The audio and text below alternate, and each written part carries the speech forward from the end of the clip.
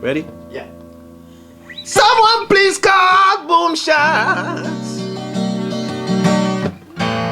Tell them that they the number one sound, and they'll shoot you down. Wyclef Jean says so. Lord knows you don't wanna test boom shot. No, no, no. Sound boys dead. People dead. Oh, Wyclef Jean, you got a glass of Barbancourt right now? Is that what's going on? Well, we got the, and then I know you for a long time. For a minute, you yes. know what I mean? Yeah, So, from when you had natties on the head. you know what I mean? Yes. So it's back to the fade, Sidney Poitier. So it's good to see you. You look the same. Thank you, I appreciate that. More hair though. Yeah. And of course we're getting ready for. I'm on my way to Africa right now. Oh, seriously? Yes. Tomorrow I'll be heading out to Nigeria. So I was when I got the Mandela news, of course, South Africa would be the first thing on the menu, but we were contracted to be in Nigeria. So we're headed out here, and it was important before we leave, because it was official yesterday that I would be playing Sting, and a lot of back and forth, you know what I'm saying? And You and Mr. Lang working out the details. well, I have a group of people that work out the details, I'm the president, I just wait. All right. Nah. But it was cool. It was I know the history of Lang, the whole history of Supreme Promotion, and the idea of Sting in the history. And so it was an honor for me, and it's deep because I'm supposed to be on vacation, and my daughter is 8. So, I had to explain to her that I need a day to be at Sting. So I had to break it down to her. Is she coming to Sting? She's coming to Jamaica, and she can come to Sting. She's 8, but she's been to every part of Haiti you could think of. Like she was like 3-4 years old when we was in the heavy favelas, distributing toys. Okay. So she was there when I was running for president, right next to me. She's yelling like when they was trying to grab me. So what I try to do with my child is just to be honest with her, teach her the music, have arguments over YouTube about, oh, that person stole that from here, Last night I introduced her to Icky Mouse. Oh, yeah. Yes. So that was very cool. So now she just looks, this morning she woke up, she looked at me, she was like, bang, bang, biddy, bang, bang, biddy, bang. I said, oh, you know who Icky Mouse is now. She catching the style now. Yeah, definitely. So I was trying to think back, the last time that you played in Jamaica, was it Fully Loaded with Refugee sound system? Was that the last time? Yeah, definitely. Fully Loaded was the hardcore dance. And once again, similar to Sting, that was a hardcore, that's the People's Clash, And that's when I went back and forth with Tony Miteron, Mighty Crown, a lot of sets. And You drew the Michael Jackson dub on them. yeah, I drew Michael Jackson dub plate. I think I played Whitney Houston. Ooh, ouch. Right? I love the Little Kim that I drew that night, which was tough too. And I guess a lot of people got caught by surprise because they was like, yo, how do Clef have time to cut dub plates and know about dub plates? For me, it's like I don't listen to dancehall when it's on the radio, or I don't listen to dancehall because it's the thing of the time. I listen to dancehall and reggae because it's part of my everyday life. I just, like reggae music is just part of me, so that's exciting. Well, you put dancehall into mainstream culture with the Fugees. I mean, it was happening with Shaba, it was happening with Mad Cobra and Supercat, but the Fugees played a huge part in pushing that sound to the mainstream. Yeah, I mean, for us, really, dancehall, the sound system, when people hear the score, they say, describe it. I say, it's a sound system. It's the idea of just putting different sonics together. And of course, reggae, for me as a producer, it's always about like that bass and that drum and that movement. And how far can you take the lyrics without being preachy, but subconsciously leaving something in people's minds, you know? Yes.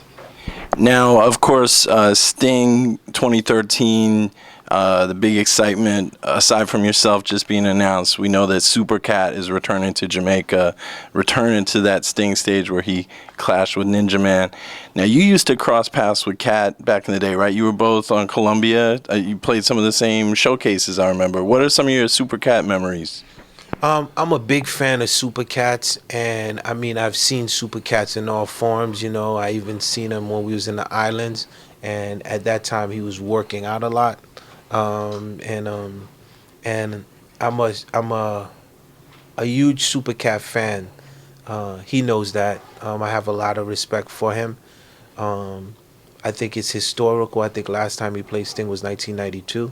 Um, I seen the clash with him and Ninja Man over and over again. I think that's one of the most classical clashes because it's deep. Because the amount of songs that Super Cat have, I mean, is ridiculous, and the way that Super Cat has influenced the culture is incredible. Um, there's a lot of people that have taken Super Cat styles and has not credited him for it, you know.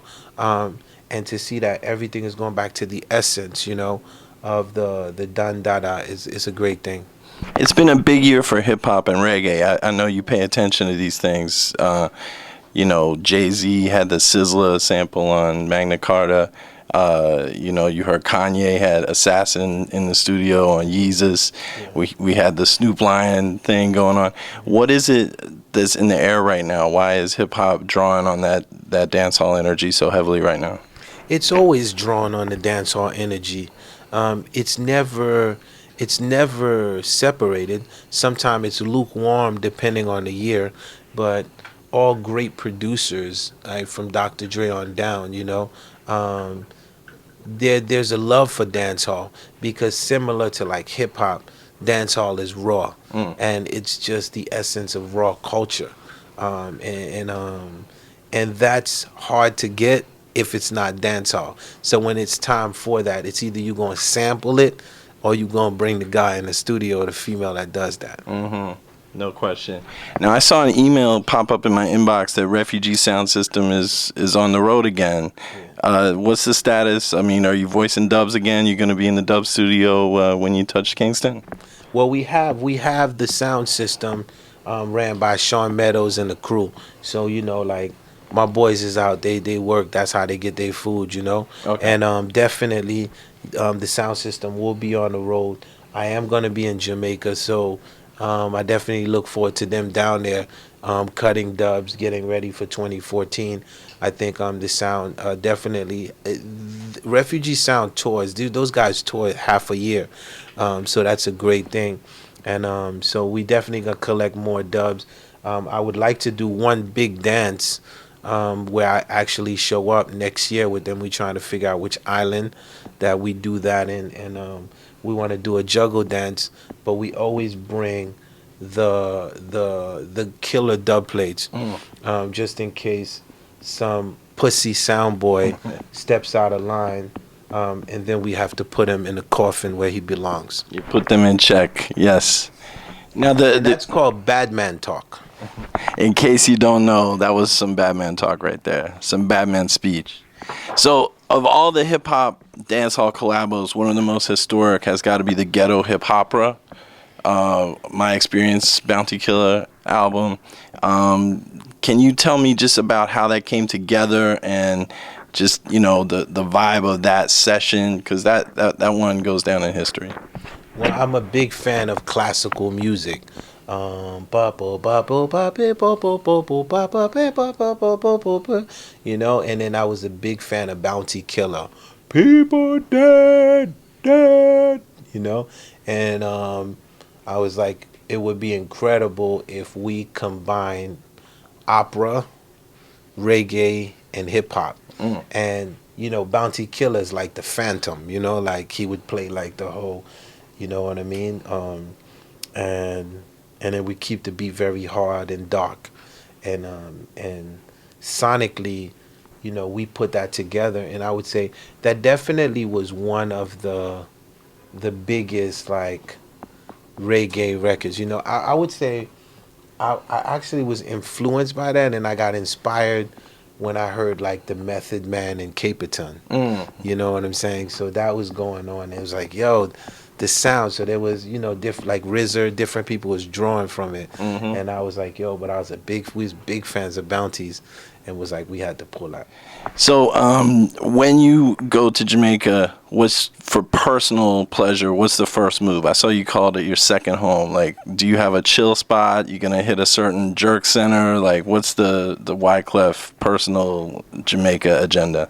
Well, being in Jamaica for me is like being in Haiti. You know what I mean? Like, it's not. I could just take a motorcycle. I ride bikes. Like, I'm very hard with motorcycles, and I ride in the islands.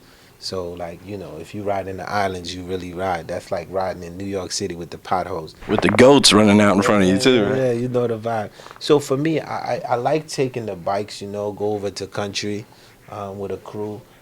Sometimes I love being in Kingston. Just to get some good brain food, and then just like I love the fish culture. You know what I'm saying? It's like the whole veggie culture.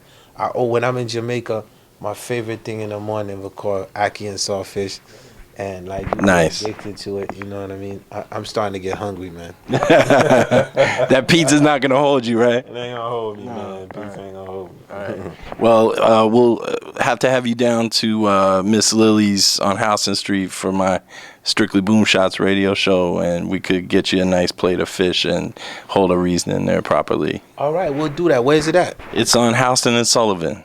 Yo, you gotta bring me there. You gonna bring me? Yeah. All right, dope. She's gonna bring me there. Marie, we're holding you to that.